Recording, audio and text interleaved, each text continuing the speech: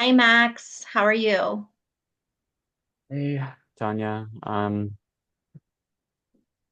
okay, I guess. Well, I'm glad you came in today. I know it takes a lot of courage to reach out and ask for help. My role here is to just make sure that you're safe. This is a non-judgmental space for you for us to be able to talk. Um, and just to talk about what's been going on and to see, together how to keep you supported and safe.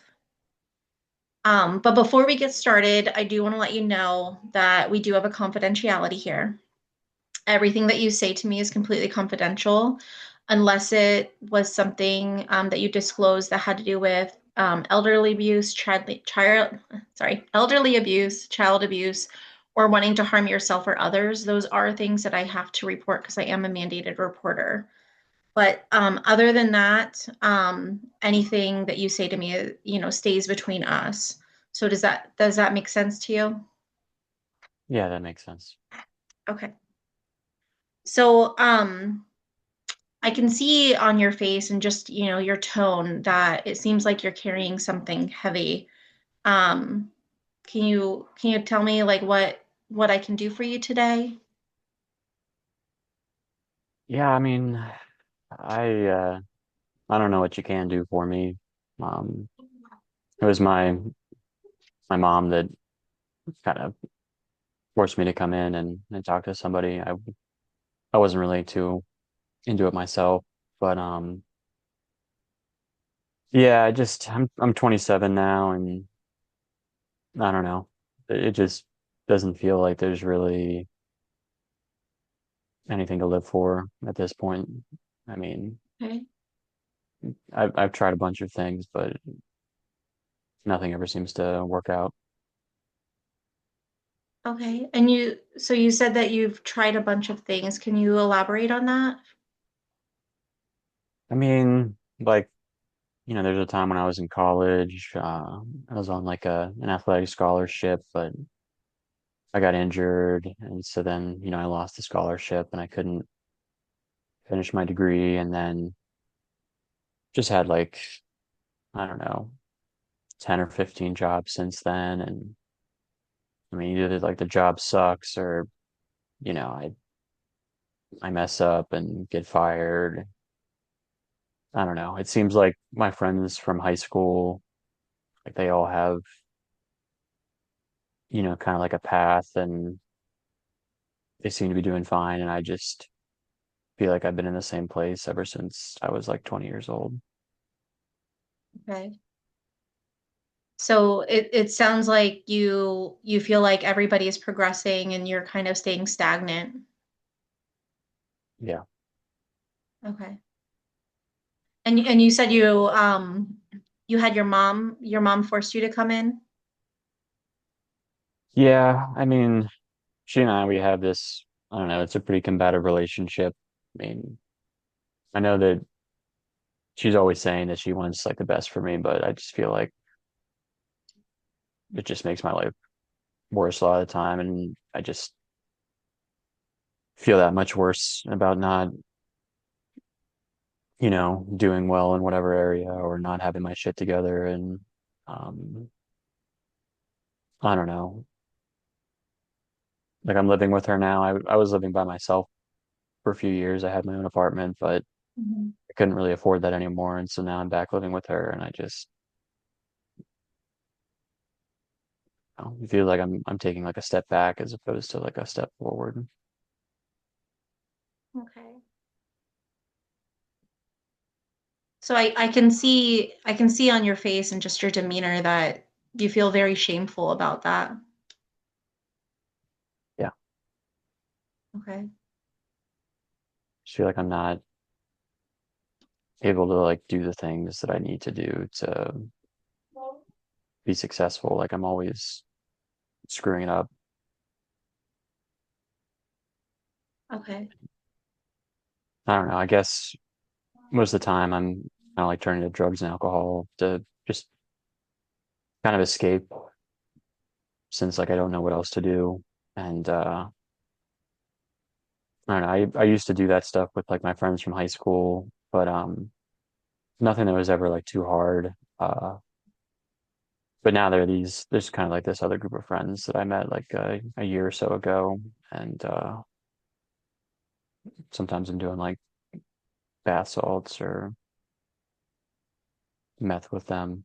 Um, and then, when I come down, I just, kind of want to end things.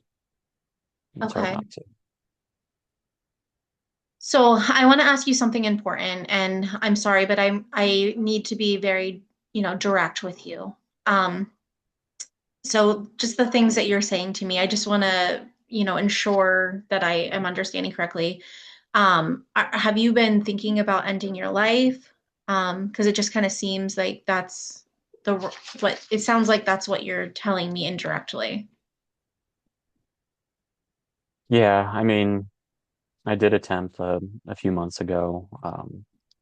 It was with I bought like a rope from like Home Depot, and I guess my mom like came in and found me like before, you know, I was too far gone. And then I spent some time like in a facility uh, for like 10 days until I started to feel better. But I'm definitely feeling like how I did before I like attempted that first time now. Okay. So, So, since you're feeling that way that you did before, have you actually had any thoughts about killing yourself at this point? Or is it more so just feelings of, down, being down? I mean, yeah, I have been like thinking about it again.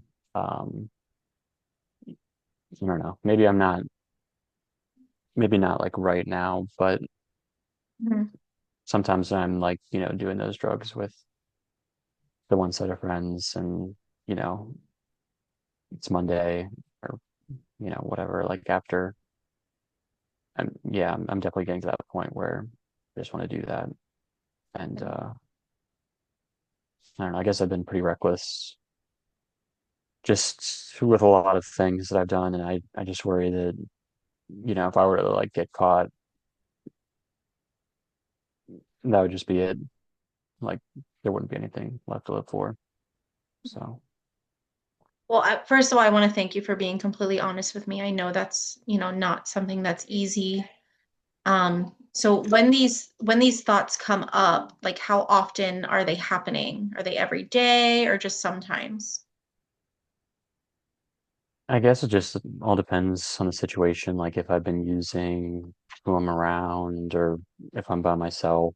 Um, like when I'm with my friends, I guess I'm not so close to it, but like some of my friends, they just left town on a trip and like, they didn't even like tell me about it. And I guess that's why my mom told me to come in, just Okay. because I was kind of getting to that point. Right.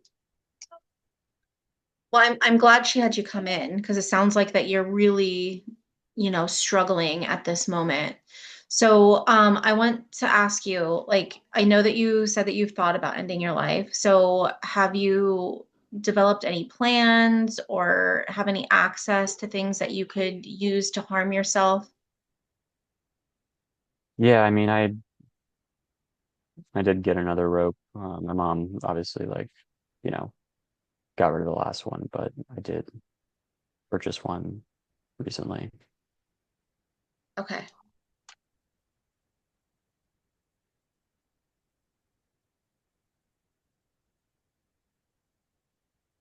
Um, so would it be safe to say that you've worked out details on how you're going to harm yourself? Okay. And does anybody know about these feelings other than me at this point? My mom knows, and I guess Okay. like my brother and my sister know, but I don't like to bring it up with my friends, especially my older friends who just they wouldn't understand. I mean, Okay. they always get on me for like other stuff, and I don't want to give them like more ammunition. So Okay. So, um, I am concerned about you, Max. I feel as though you may be high risk at this point. And there's no shame in that. I'm glad that you're here talking to me. Um, but I do feel like you're high risk at this point, and I feel as though, based on what you've shared, um, I want to make sure we have a plan in place to keep you safe. Okay.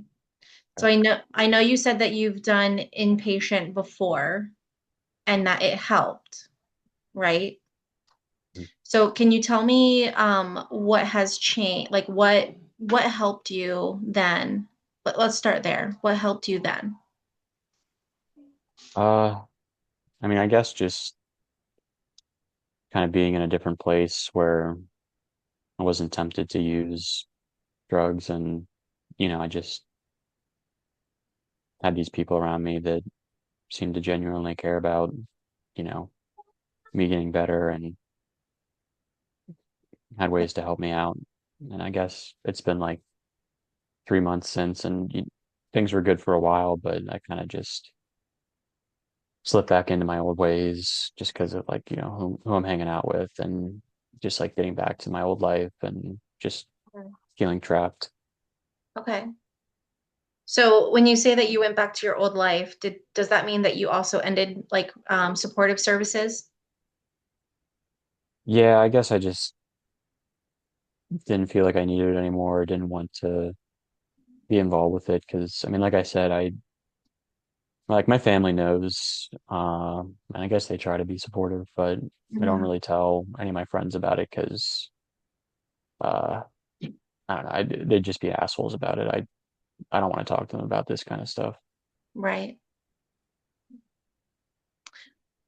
Well, and unfortunately, with drug use, sometimes people, places, and things.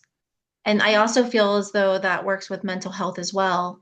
If you're surrounding yourself by those that are not supportive, that sometimes can make it difficult to stay in recovery, whether it is with mental health or substance use disorder. Um, you've taken the really brave first step of coming in here, and you're not alone through this. You've met supports before. You can certainly meet supports again. Um, at this time, Max, I do feel as though you do need to go into inpatient, um, especially considering you are high risk for suicide at this point, I feel. So the what I am going to do, since we're not in the same room together, um, I am going to have the crisis line come out to you to meet with you to have you go in and be assessed. Okay. Yeah. Um, but I'm hopeful with that because, you had those supports before, and you going in there again, you're going to develop those supports again. And what's also great is I work very closely with the hospital, so I can check in on you while you're there. And then, I will ensure that the hospital can set up services with me so that you continue your supportive services after, so that you continue to progress rather than, go backwards again. Does Okay. that sound like a good plan? Yeah, I mean, I'm not thrilled about it, but at the same time, I know that I'm just at that point where I can't like climb out of this myself, and I just, if I Yeah. don't get help, I just know I'm done for. So,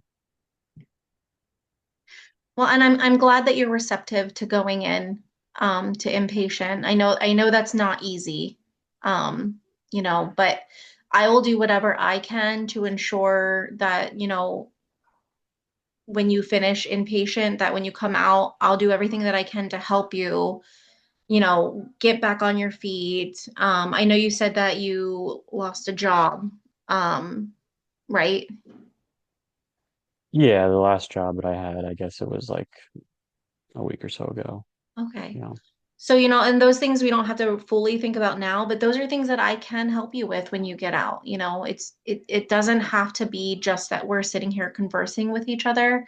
I can help you meet your goals. So I'll help you tailor them, and those are things that we'll definitely talk more about when you get out. But I think the important step now is to get your mental health regulated, so that you're not feeling like you're going to harm yourself. So we'll focus on that first, and then, during your supportive services, we'll focus on getting you back on your feet. Okay. So I do have a text into crisis line. They should be coming to your house. They said they were on their way. Do you have a support person that can sit with you until they get there? Yeah, my mom's here right now. Okay, perfect. So, have your mom sit with you. They should be there within the next half hour or so, and they will get you to the hospital and get you settled in, okay? Okay, and then I will check in with the hospital tomorrow. They'll have you sign a release form to allow me to have contact with them. So if you don't want me to, that's okay. They'll just let me know that you didn't sign the release form. But if you do want me to stay in contact with you, just sign the release form, and then I will call tomorrow to check in on you and see how you're doing. Okay? Thanks. All right. So good luck to you, Bryce, and I will talk to you when you get out. Okay, thank All you. right. You're welcome. Bye-bye.